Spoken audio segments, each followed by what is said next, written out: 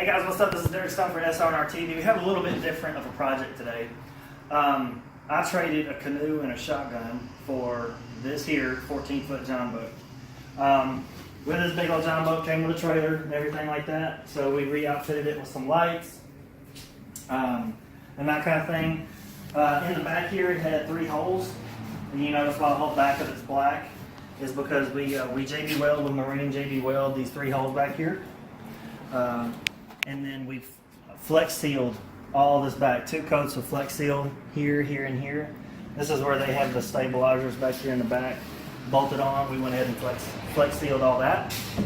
The handles were broke off. Fortunately, they had the handles, so we rebolted those on.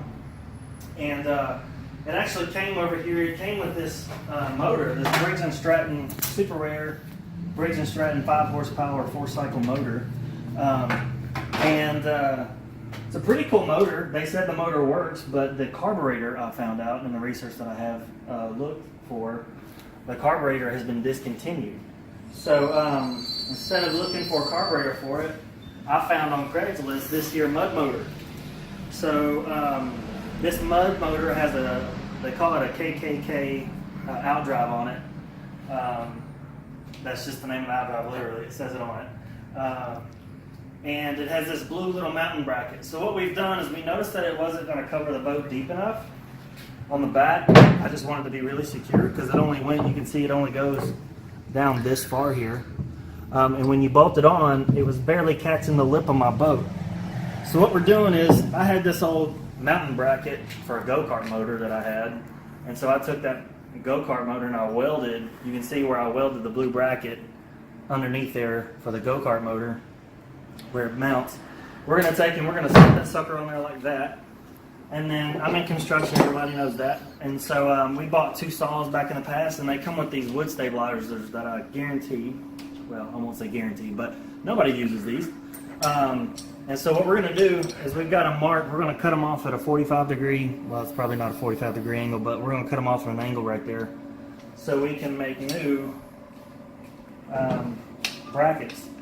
We're going to put them on like that, so this thing will go all the way around and have more pressure. So we're going to cut these off, and we're going to re-weld these and take these screws right here out all the way together.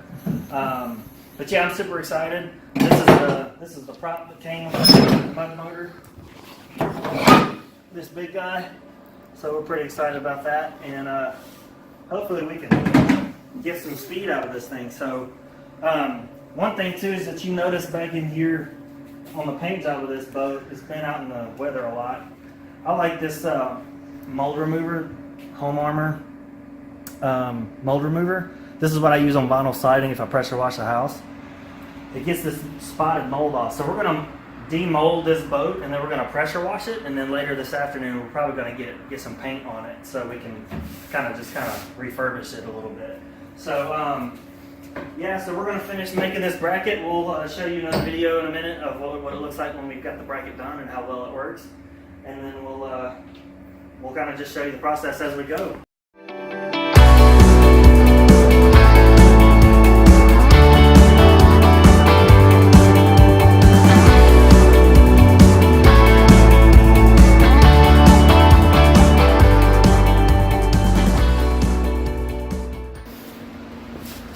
Okay guys, so after testing this out, when we put this in up against the boat, these tend to give a little bit. So what we're going to do is we're going to take a piece of steel that I have here.